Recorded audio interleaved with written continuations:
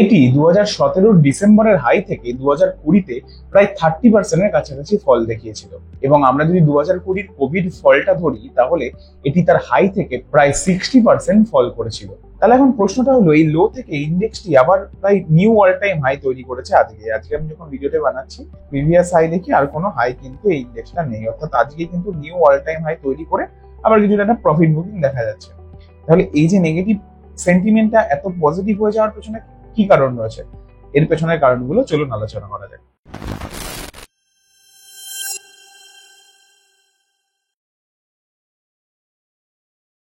নমস্কার, আমি আদিত্য ঘোষ, আপনাদের সকলকে আমাদের ইনভেস্টমেন্টের ইউটিউব চ্যানেলে স্বাগত। আজ আমরা আলোচনা করব ভারতের অন্যতম একটি গুরুত্বপূর্ণ সেক্টর অটোমোবাইল সেক্টর নিয়ে। সম্প্রতি এই সেক্টরে বেশ কিছু বড় পরিবর্তন এসেছে। আমরা সেই সমস্ত পরিবর্তন, চ্যালেঞ্জ এবং ভবিষ্যতের সম্ভাবনা নিয়ে আলোচনা করব। ভারতীয় অটো সেক্টরের বর্তমান পরিস্থিতি। আমরা যদি গত কয়েক বছরের ডোমেস্টিক অটো সেলস ডেটাটা দেখি, তাহলে আমরা দেখতে পারবো 2020-র পর 2021 এবং 22 আর্থিক বছরে অটো সেলস কিছুটা কমলেও 2023-এর পর থেকে সেটা কিন্তু আবার বৃদ্ধি পেতে শুরু করেছে। যেমনটা আপনারা দেখতে পাচ্ছেন, 2019-20 আর্থিক বছরে টোটাল অটো সেলস হয়েছিল 2,15,45,551টা। সেটা 2021-এ প্রায় 1,86,00,000-এ নেমে এসেছিল এবং তার পরের বছর 1,76,00,000-এ নেমে এসেছিল। তবে সেটা কিন্তু আবার 2023-এর আর্থিক বছরে আবার সেখান থেকে একটা আমরা গ্রোথ লক্ষ্য করতে পারছি। এর কারণটা আশা করি আপনারা সবাই বুঝতে পেরেছেন। 2020-তে কোভিড মহামারীর পর সেলস অনেকটা কমে গেছিল, তারপর থেকে কিন্তু ওটা আস্তে আস্তে আবার রিকভারি করেছে। এই একই ট্রেন্ড কিন্তু আপনি passenger vehicle, commercial vehicle, two wheeler এই সেগমেন্টগুলোতে দেখতে পারবেন। যেরকম 2020-তে প্যাসেঞ্জার ভেহিকেল বিক্রি হয়েছিল প্রায় 28 লক্ষর কাছাকাছি, 2021-এ কিন্তু সেটা কমে প্রায় 27,11,000-এর কাছাকাছি বিক্রি হয়েছিল। অর্থাৎ খুব একটা কমেনি, বাট আগের থেকে কিন্তু একটা ডিগ্রোথ দেখা যাচ্ছিল। 2022 থেকে কিন্তু আবার সেটা অনেকটা রিকভারি করে এই মুহূর্তে 2025-এ প্রায় 43 লক্ষ প্যাসেঞ্জার কার বিক্রি হচ্ছে। অর্থাৎ এখান থেকে এই ডিমান্ডটা কিন্তু একটা ভালো গ্রোথ লক্ষ্য করা যাচ্ছে। এছাড়াও 2020-র আগে থেকেই কিন্তু অটো সেক্টর স্ট্রাগল করছিল। আমরা যদি নিফটি অটো ইন্ডেক্সের চার্টটা দেখি, এটি 2017 ডিসেম্বরের হাই থেকে 2020-তে প্রায় 30%-এর কাছাকাছি ফল দেখিয়েছিল। এবং আমরা যদি 2020-র কোভিড ফলটা ধরি, তাহলে এটি তার হাই থেকে প্রায় 60% ফল করেছিল। তবে সেই লো থেকে গত 5 বছরে নিফটি অটো ইন্ডেক্স প্রায় 4 গুণেরও বেশি বৃদ্ধি পেয়েছে। অর্থাৎ কোভিড মহামারী কেটে যাওয়ার পর থেকেই অটো ইন্ডাস্ট্রিতে একটা পজিটিভ মোমেন্টাম লক্ষ্য করা যাচ্ছে। গত 3 বছরে মহেন্দ্রা অ্যান্ড মহেন্দ্রা, মারুতি সুজুকি এবং টাটা মোটরসের মতো এই কোম্পানিগুলিতে প্রায় 15 থেকে 20%-এর কম্পাউন্ড অ্যানুয়াল সেলস গ্রোথ লক্ষ্য করা গেছে। এছাড়াও টু হুইলার সেগমেন্টে টিভিএস মোটরস, বাজাজ অটো, আইসার মোটরসের মতো কোম্পানিগুলো প্রায় 20%-এর সেলস গ্রোথ দেখিয়েছে। এবারে আমরা যদি গত 1 বছরের মান্থলি কার সেলস ডেটা দেখি, তাহলে আমরা দেখতে পারবো 2025-এর জানুয়ারি মাসে সব থেকে বেশি ইউনিট গাড়ি বিক্রি হয়েছিল, অর্থাৎ প্রায় 3,99,000। সেখান থেকে তার পরের মাসগুলোতে কিন্তু একটা ফল বা একটা ডাউন ট্রেন্ড লক্ষ্য করা যাচ্ছে। আমরা যদি রিসেন্ট আগস্ট মাসের নাম্বারটা দেখি, সেখানে 3,22,000 গাড়ি বিক্রি হয়েছে। মানে এই যে বার চার্টে আপনার দেখা হয়তো মনে হচ্ছে এখানে অনেক বিক্রি হয়েছিল, এখানে একদমই নয়, এটা কিন্তু নয়। এখানে যেহেতু 3 লক্ষর ওপর থেকেই চার্টটা দেখাচ্ছে, তাই গ্যাপটা অনেকটা বেশি। তবে আমরা বলতে পারি এখানে যদি আমরা এটা 4 লাখ ধরি, এটাকে যদি 3,20,000 ধরি, মানে প্রায় 80,000 গাড়ি জানুয়ারি মাসের পিকের থেকে কম বিক্রি হয়েছে। এর পেছনে বেশ কিছু কারণ রয়েছে। তবে এর সাথে সাথে আমরা যদি একটু নিফটি অটো ইন্ডেক্সটাও দেখি, আমরা এখানে দেখতে পারবো যে রিসেন্ট যে হাইটা নিফটি অটো করেছিল 2024-এ সেপ্টেম্বর মাসে, সেখান থেকে কিন্তু একটা ফল আমরা লক্ষ্য করতে পারি। এটা কত পার্সেন্ট ফল আমি একবার যদি মেপে দেখি, এখানে হাই থেকে আমি যদি খেয়াল করি, প্রায় অ্যারাউন্ড 30%-এর কাছাকাছি একটা ফল কিন্তু আমরা লক্ষ্য করতে পারি। লোটা তৈরি হয়েছিল এপ্রিল মাসের কাছাকাছি। অর্থাৎ এই যে ফলটা, এর পেছনে একটা অন্যতম কারণ হলো সেমিকন্ডাক্টর চিপের শর্টেজ। আমরা সকলেই জানি এখনকার গাড়িগুলোতে যেহেতু অনেক অ্যাডভান্স টেকনোলজি চলে এসেছে, সেখানে একটা সেমিকন্ডাক্টর চিপের ব্যবহার হয়। তো এই সাপ্লাই চেনে যখন সেমিকন্ডাক্টর চিপের শর্টেজ দেখা গেছিল, তখন কিন্তু গাড়ির প্রোডাকশনে অনেকটা এফেক্ট করেছিল। এটা কিন্তু অটো ইন্ডাস্ট্রিতে একটা নেগেটিভ ইম্প্যাক্ট ফেলেছিল। এছাড়াও গত কয়েক মাসে আমরা ট্যারিফ রিলেটেড অনেক নিউজ দেখেছি। তার মধ্যে একটা অন্যতম নিউজ ছিল যে বাইরের দেশের যে গাড়ির কোম্পানিগুলি রয়েছে, যেরকম টেসলা, টয়োটা ইত্যাদি, যারা এখন এখানে সেল করলে তাদের গাড়ির পেছনে অনেক পরিমাণ ট্যারিফ দিতে হয়, প্রায় কিছু কিছু গাড়িতে 100%-এরও বেশি। সেটা যদি কমিয়ে দেওয়া হয়, এর ফলে কি হবে, আমাদের ইন্ডিয়ান যে কোম্পানিগুলি যারা এখানে ব্যবসাটা ভালোভাবে করছে, তাদের কম্পিটিশন অনেক বেড়ে যাবে, অর্থাৎ বিদেশি গাড়িগুলোর দাম কমে যাবে যদি ট্যারিফ কমে যায়। এর ফলেও কিন্তু একটা নেগেটিভ ইম্প্যাক্ট এই অটো ইন্ডাস্ট্রিতে দেখা গেছে। এগুলি ছাড়াও গত কয়েক মাস ধরে আমাদের ওভারঅল ভারতীয় স্টক মার্কেটই একটা নেগেটিভ সেন্টিমেন্টের মধ্যে দিয়ে যাচ্ছে।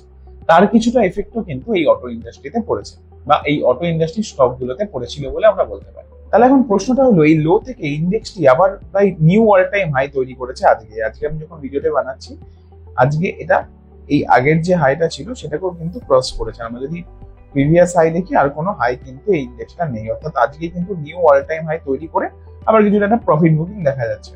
তাহলে এই যে নেগেটিভ সেন্টিমেন্টটা এত পজিটিভ হয়ে যাওয়ার পেছনে কি কারণ রয়েছে, এর পেছনের কারণগুলো চলুন আলোচনা করা যাক। এর পেছনে একটি অন্যতম কারণ হলো জিএসটি রিফর্মস। আমরা সকলেই জানি ভারত সরকার কিছুদিন আগেই বেশ কিছু প্রোডাক্টের ওপর কিন্তু জিএসটি কমিয়েছে, এবং এই জিএসটিটাকে আগের থেকে অনেকটা সহজ এবং সরল করেছে। এই নিউজটা এই সেক্টরের জন্য কিন্তু একটা বড় স্বস্তির বিষয়। বিশেষ করে ছোট এবং মাঝারি গাড়ির ওপর জিএসটি 28% থেকে কমিয়ে 18% করা হয়েছে। এর ফলে গাড়ির দাম কিন্তু অনেকটাই কমেছে। যেমনটা আমরা এখানে যদি টাটা মোটরস এর এক্সাম্পল দেখি, টাটা মোটরস এর বেশ কিছু মডেলে কিন্তু আপনি দেখতে পারবেন, যেমন টিয়াগো, পাঞ্চ, এই গাড়িগুলোতে 75 থেকে 85 হাজার টাকা পর্যন্ত বেনিফিট আসতে চলেছে, বা বেনিফিট হচ্ছে কাস্টমারের, অর্থাৎ দাম কমে গেছে সরাসরি। এবং নেক্সন, হ্যারিয়ারের মতো মডেলগুলোতে প্রায় 1,55,000, 1,40,000-এর মতো এক্সট্রা বেনিফিট কিন্তু কাস্টমার পেতে চলেছে। অর্থাৎ যে জিএসটি রেটের যে কার্ডটা হয়েছে বা যেটা কমেছে, তার কারণে নতুন কিন্তু গাড়ি কিনতে গেলে কেউ আগের গাড়ির তুলনায়, অর্থাৎ 28% যখন জিএসটি ছিল তার তুলনায় প্রায় এত টাকার বেনিফিট পেতে চলেছে। আরেকটা কথা আপনাদেরকে বলে রাখি, শুধু ছোট আর মাঝারি গাড়ির ক্ষেত্রেই কিন্তু দাম কমেনি। আপনি যদি এখানে এক্সইউভি 7 অর্থাৎ এটা কিন্তু একটা লাক্সারি গাড়ির মধ্যে পড়ে, সেটাই আগে 28% জিএসটি থাকলেও তার সাথে সেস মিলিয়ে প্রায় 48% ট্যাক্স পড়ে যেত, সেটা এখন 40% করে দেওয়া হচ্ছে। অর্থাৎ যে লাক্সারি সেগমেন্টের যে গাড়িগুলো, সেগুলোতে একদম শুধুমাত্র 40% জিএসটি করা হয়েছে। আগে সেখানে 28% জিএসটি প্লাস তার সাথে আরো বেশ অন্যান্য ট্যাক্স ছিল, সেগুলো মিলিয়ে দেখুন। আপনি যদি ক্রেটার ক্ষেত্রে দেখেন, প্রায় 45% আগে ট্যাক্স পড়তো, এখন সেটা কিন্তু কমে 40% হয়ে গেছে। অর্থাৎ শুধু মাঝারি বা ছোট বা অ্যাফোর্ডেবল কারের ক্ষেত্রেই নয়, লাক্সারি গাড়িগুলোর ক্ষেত্রেও কিন্তু দাম অনেকটা কমেছে। এই দাম কমার ফলে গাড়ির চাহিদা কিন্তু বেশ বৃদ্ধি পাবে বলে আশা করা হচ্ছে। এবং এছাড়াও যেহেতু একটা জিএসটি কমার নিউজ বা কমতে পারে এরকম নিউজ ছিল আগেই মার্কেটে, অনেকেই তাদের গাড়ি কেনাটাকে হোল্ড করে রেখেছিল।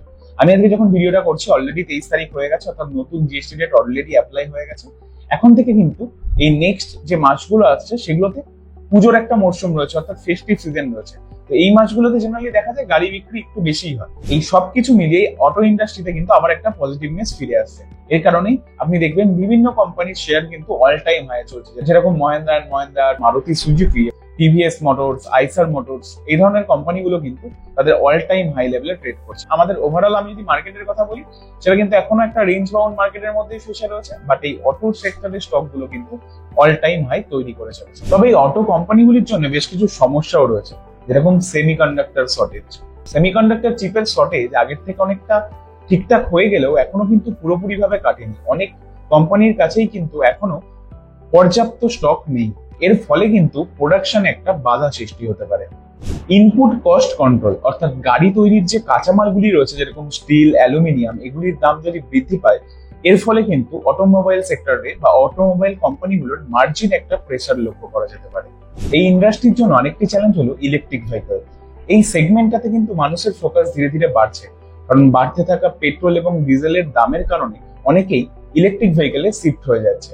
তবে এক্ষেত্রে একটা কথা বলে রাখি, নিউ জিএসটি কাটে ইলেকট্রিক ভেহিকলের ক্ষেত্রে কিন্তু কোনো ছাড় দেওয়া হয়নি। অর্থাৎ এই সেগমেন্টটা আগেই 5% জিএসটি আন্ডারে পড়তো, অর্থাৎ আগে থেকেই অনেকটা ছাড় দেওয়া রয়েছে। তবে এক্ষেত্রে নতুন করে আর কোনো কিন্তু এক্সট্রা বেনিফিট ইলেকট্রিক ভেহিকলের ক্ষেত্রে দেওয়া হয়নি। এর ফলে একটা জিনিস কি হয়েছে, আগে পেট্রোল এবং ইলেকট্রিক ভেহিকলের গাড়ির দামের ভেতরে যে পার্থক্যটা ছিল, এখন সেটা আরো বেশি বৃদ্ধি পেয়েছে। অর্থাৎ আগের একটা গাড়ির পেট্রোল সেগমেন্টের যা দাম ছিল এবং ইলেকট্রিক সেগমেন্টের তার দাম বেশি হয়, আমরা সকলে জানি, কারণ তার রানিং কস্ট অনেকটা কম। এখন কিন্তু সেই দামের গ্যাপটা আরো বেড়েছে। এর ফলে কিন্তু এটাও আমাদের দেখতে হবে যে আপকামিং কোয়ার্টারগুলোতে এই ইলেকট্রিক ভেহিকল এই সেগমেন্টটা কেমন পারফর্ম করে। আর যদি পার্টিকুলার এই সেগমেন্টের কথা বলি, এই সেগমেন্টে টাটা মোটরস, মহিন্দ্রা এন্ড মহিন্দ্রার মতো কোম্পানিগুলো খুব ভালো করলেও, অর্থাৎ তারা নতুন নতুন বেশ কিছু মডেল লঞ্চ করেছে এবং সেগুলো বেশ ভালো পারফর্মও করছে। তবে অন্যান্য কোম্পানি যেরকম মারুতি সুজুকি বা অন্যান্য যে কোম্পানিগুলি রয়েছে তারা কিন্তু এখনো খুব একটা এই ইলেকট্রিক ভেহিকল সেগমেন্টটাতে ফোকাস করছে না। তো এই ইলেকট্রিক ভেহিকল সেগমেন্টটি কিছু কিছু কোম্পানির জন্য কিন্তু ঝুঁকির কারণ হয়ে দাঁড়াতে পারে। আর এই মুহূর্তে যদি আমরা নিফটি অটো ইন্ডেক্সের টেকনিক্যাল চার্টটা দেখি, ইন্ডেক্সটা আজ অর্থাৎ 23 তারিখ একটা ভালো মোমেন্টাম দেখিয়েছিল সকালের দিকে, তবে সেখান থেকে কিন্তু অল টাইম হাই তৈরি করার পরে একটা প্রফিট বুকিং বা একটা কারেকশন লক্ষ্য করা যাচ্ছে।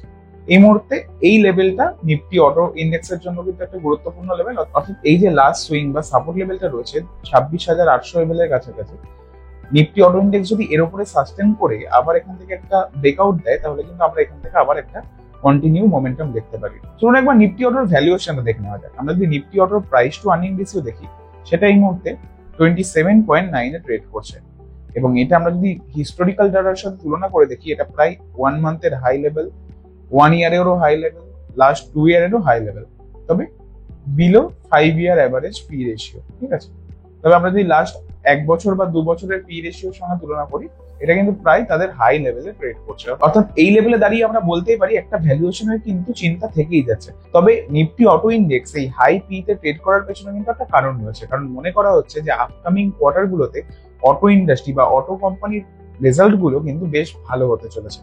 সেক্ষেত্রে দাঁড়িয়ে আমরা বলতে পারি যে আপকামিং কোয়ার্টারে যদি কোম্পানিগুলি ভালো রেজাল্ট করে তাহলে কিন্তু এখান থেকে আমরা আবার একটা কন্টিনিউ মোমেন্টাম দেখতে পারি, এবং এই ভ্যালুয়েশনটাও কিন্তু ধীরে ধীরে তখন অ্যাভারেজ হয়ে যাবে। এখন প্রশ্নটা হলো, এই যে ডিমান্ডটা লক্ষ্য করা যাচ্ছে এটা কি সাস্টেন করবে? সামগ্রিকভাবে বলা যায় ভারতীয় অটো ইন্ডাস্ট্রির জন্য আগামী 2টি কোয়ার্টার বেশ গুরুত্বপূর্ণ। জিএসটি কমানোর সিদ্ধান্ত একটা পজিটিভ দিক, যা বিক্রি বাড়াতে সাহায্য করবে, কিন্তু এই বৃদ্ধি কতটা টেকসই হবে সেটা নির্ভর করবে কনজিউমার কনফিডেন্সের উপর। যদি মানুষের ইনকাম বাড়ে এবং মূল্য বৃদ্ধি নিয়ন্ত্রণে থাকে তাহলে এই চাহিদা দীর্ঘমেয়াদী হতে পারে। অর্থাৎ জিএসটি কাটের কারণে ডিমান্ড বাড়ছে, ফেস্টিভ সিজনেও ভালো সেলস আশা করা হচ্ছে, তবে ভ্যালুয়েশন কিন্তু ইতিমধ্যেই বেশি রয়েছে, তাই ঝুঁকি আছে। এবং অটো সেক্টরের স্টক পিকিং কিন্তু একটা খুব গুরুত্বপূর্ণ বিষয়, কারণ প্রত্যেকটা স্টকের পারফরমেন্স কিন্তু এক হবে না। অর্থাৎ আমার মতে মনে হয় এই উত্তেজনায় না ভেসে গিয়ে ফান্ডামেন্টাল এবং ভ্যালুয়েশনের উপর নজর রাখা প্রয়োজন। আজ এই পর্যন্তই, আগামী দিনে আবার দেখা হবে নতুন কোনো বিষয় নিয়ে। ভিডিওটি ভালো লাগলে অবশ্যই একটি লাইক করতে ভুলবেন না, এবং আপনাদের যদি কোনো প্রশ্ন থাকে সেটা কমেন্টে অবশ্যই জানাবেন। ধন্যবাদ।